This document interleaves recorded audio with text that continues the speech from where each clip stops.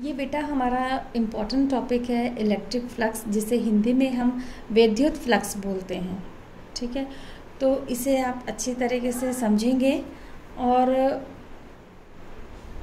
मैंने एनसीईआरटी की बुक से आपकी कुछ इम्पोर्टेंट पॉइंट्स नोट किए हैं, तो आप इसको देखिए ज़रा।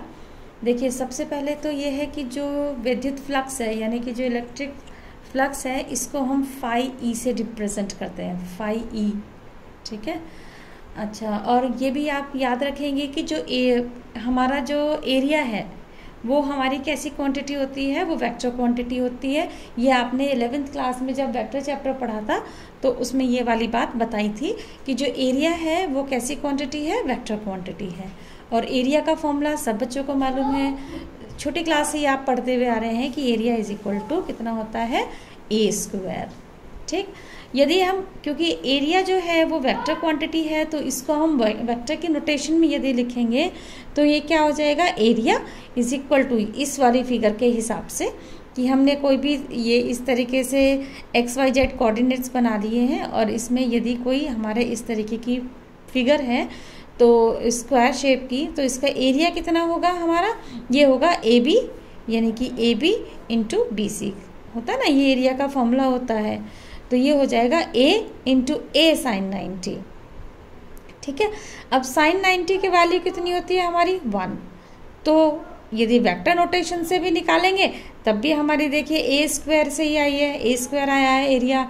और यदि आप जनरल पूछेंगे तो तब भी हमें मालूम है कि area is equal to A square हमारा फॉर्मूला होता है।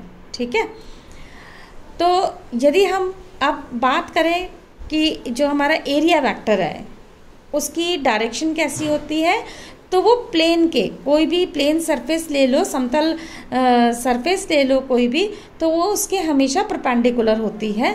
ये आप बात याद रखेंगे। देखिए, ये पॉइंट्स मैंने इसीलिए नोट किए हैं ताकि आप याद रखें कि एरिया वेक्टर की जो डायरेक्शन होती है वो हमेशा परपेंडिकुलर होती है। ठीक है, किसके परपेंडिकुलर होती है, प्लेन सरफेस के। अब हमारी जो सरफेस होती है वो दो तरीके की हो सकती हैं, या तो हो सकती है 2D सरफेस। 2D सरफेस को हम ओपन सरफेस भी कहते हैं। ठीक, ओपन सरफेस जैसे एग्जाम्पल लिया है, इसमें एक्स वाई जेड 3 कोऑर्डिनेट्स लिए हैं और ये हमने कोई भी एक फिगर बना दी है।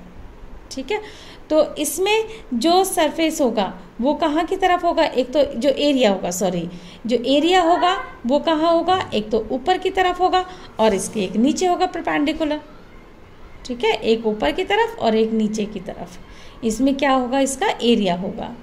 कोई भी सरफेस ले लो, मान लो ये सरफेस है, तो इसके दो ही तो एरिया होंगे, या तो ऊपर की तरफ होगा या फिर नीचे की तरफ होगा, ऐसे तो होगा इसका। दूसरा हमारा होता है 3D सरफेस। ये सिर्फ मैं समझाने के लिए आपको बता रही हूँ कि आपको पता होना चाहिए। 3D सरफेस को हम क्लोज सरफेस भी कहते हैं। ठीक है, क्लोज सरफेस, जैसे हमने क्यूब ले लिया एक, इस क्यूब में याद रखेंगे कि जो 3D में जो हम सरफेस लेंगे वो केवल बाहर वाली साइड होगी या बाहर वाला जो एरिया होगा, केवल वो कंसिडर करेंगे। जैसे ये है, ये देखिए क्यूब है, ये इसकी ये वाली सरफेस है, यानी कि ये वाला एरिया कंसिडर करेंगे, जो इसके अंदर वाला होगा वो नहीं कंसिडर करेंगे। ऐसे ही ये है, इसकी जो ये वाली सरफेस है, ये वाला हम इसका एरिया कंसिडर करेंगे, जो इसके अंदर वाला है वो नहीं कंसिडर करेंगे। तो पूरे क्यूब में यहाँ पे इस वाली सरफेस को ले लो, तो इस वाले में भी क्या होगा, हम बाहर की तरफ का जो एरिया होगा केवल वो कंसिडर करेंगे, जो अंदर की तरफ होगा उसे हम कंसिडर नहीं करते। कहने का मतलब ये है कि जो 3D सरफेस होती है उसमें केवल हम जो बाहर, जो आउटवर्ड नॉर्मल होती है, केवल उसको ही कंसिडर करते हैं या बाहर वाली सरफेस ही लेते हैं। ठीक है, सिलेंडर की भी एग्जाम्पल ले सकते हैं हम, स्फेयर की भी एग्जाम्पल ले सकते हैं। सिलेंडर में भी क्या होगा, देखिए, ये बाहर की तरफ जो एरिया जा रहा है केवल हम इसे कंसिडर करेंगे, नीचे वाला भी और ऊपर वाले भी, जो अंदर की तरफ है वो कंसिडर नहीं करेंगे। अब ये सिलेंडर हमारा ये कर्व की फॉर्म में होगा। ठीक है, तो जब कर्व की फॉर्म में होगा तो भी इसमें भी क्या होगा, इसकी बाहर की जो साइड है, सरफेस है, केवल हम वो लेंगे, अंदर वाली से हमें कोई मतलब नहीं है। ठीक, अब आते हैं हम अपने मेन टॉपिक पर, इलेक्ट्रिक फ्लक्स। इलेक्ट्रिक फ्लक्स को हम फाई से रिप्रेजेंट करते हैं, ये बात मैंने ऊपर भी बताई थी, फाई ई से हम इसको रिप्रेजेंट करते हैं। इसकी डेफिनेशन क्या होगी, देखिए, the number of electric field, the number of field lines, electric नहीं आएगा, the number of field lines passing perpendicular to a plane surface. क्या कहा है, देखिए, हिंदी के बच्चे भी देखेंगे, इसमें जो बात मैं समझा रही हूँ डायग्राम में, यदि वो समझ में आ गया तो आपको ये डेफिनेशन समझ में आ जाएगी। इन्होंने कहा है कि कोई भी सरफेस ले लो, अब उस सरफेस में से जितनी भी इलेक्ट्रिक फील्ड लाइंस हमारी निकल रही है, जितनी भी फील्ड लाइंस हमारी निकल रही है, इलेक्ट्रिक फील्ड लाइंस हमारी निकल रही है, उसको हम क्या कहेंगे, इलेक्ट्रिक फ्लक्स कहेंगे। जैसे ये सरफेस लिया, इस सरफेस में से देखो कितनी हमारी लाइंस निकल रही हैं, 1 2, तो 2 लाइनें निकल रही है ना, तो इसका इलेक्ट्रिक फ्लक्स कितना हो जाएगा, 2। इसमें देखिए, इसमें इस सरफेस में कितनी हमारी लाइनें निकल रही हैं, कितनी लाइन पास कर रही है परपेंडिकुलर, 1 2 3 4, तो इसका इलेक्ट्रिक फ्लक्स कितना हो जाएगा, 4। ठीक है, क्लियर हुआ। अब आगे की बात, इसमें 1 2 पॉइंट है, मैं बता देती हूँ आपको, वो जरा ध्यान से सुनिएगा आप, कि इसमें जो है फिगर 2 में जो है इलेक्ट्रिक फ्लक्स ज़्यादा स्ट्रॉन्ग है, ज़्यादा मजबूत है, स्ट्रॉन्ग है। क्यों? क्योंकि जो इलेक्ट्रिक फील्ड लाइंस हैं वो इसमें से हमारी ज़्यादा निकल रही हैं और इसमें कम निकल रही है।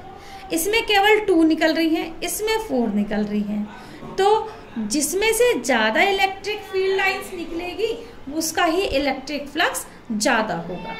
इसका मतलब क्या हुआ कि इलेक्ट्रिक फ्लक्स प्रोपोर्शनल हो गया इलेक्ट्रिक फील्ड के, यानी कि ई के।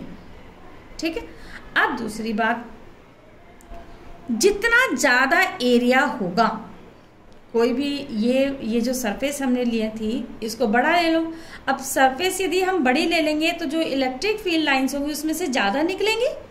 अब ज़्यादा निकलेंगी तो इसका मतलब क्या हुआ कि इलेक्ट्रिक फ्लक्स जो है वो जितना ज़्यादा सरफेस उतना ज़्यादा इलेक्ट्रिक फ्लक्स। तो इसका मतलब इलेक्ट्रिक फ्लक्स डायरेक्टली प्रोपोर्शनल होगा ए के भी, एरिया का। यहाँ पे ए क्या है, एरिया का। ठीक है, अब हमारा इलेक्ट्रिक फ्लक्स प्रोपोर्शनल ई के भी है, इलेक्ट्रिक फ्लक्स प्रोपोर्शनल ई के भी है और ए के भी है। तो इसका मतलब हमारा जो इलेक्ट्रिक फ्लक्स है वो 2 चीज़ों के ऊपर डिपेंड करता है, एक तो इलेक्ट्रिक फील्ड लाइन के ऊपर और उसके एरिया के ऊपर। ठीक है, जितनी ज़्यादा हमारी इलेक्ट्रिक फील्ड लाइंस होंगी या जितना बड़ा ज़्यादा एरिया होगा, दोनों चीज़ें होनी ज़रूरी है, तो वो हमारा क्या होगा, इलेक्ट्रिक फ्लक्स। ठीक है, अब देखिए इलेक्ट्रिक फ्लक्स को हम फाई ई से, ये फॉर्मूला होता है इसका, E vector dot A vector, या इसको हम क्या लिख सकते हैं, phi E is equal to E A cos theta. ठीक है, हम ये वाला फॉर्मूला 11th क्लास में पढ़ चुके हैं। ठीक है, कि यदि किसी भी डॉट प्रोडक्ट करते हैं तो वो हमारे ये वाला फॉर्मूला निकल के आता है। इलेक्ट्रिक फ्लक्स क्या है, एक स्केलर क्वांटिटी है, और इलेक्ट्रिक फ्लक्स की जो यूनिट है वो क्या है, न्यूटन पर कूलम मीटर स्क्वायर। तो ये बेटा आपका इलेक्ट्रिक फ्लक्स है, इसे अच्छे से आप देखेंगे।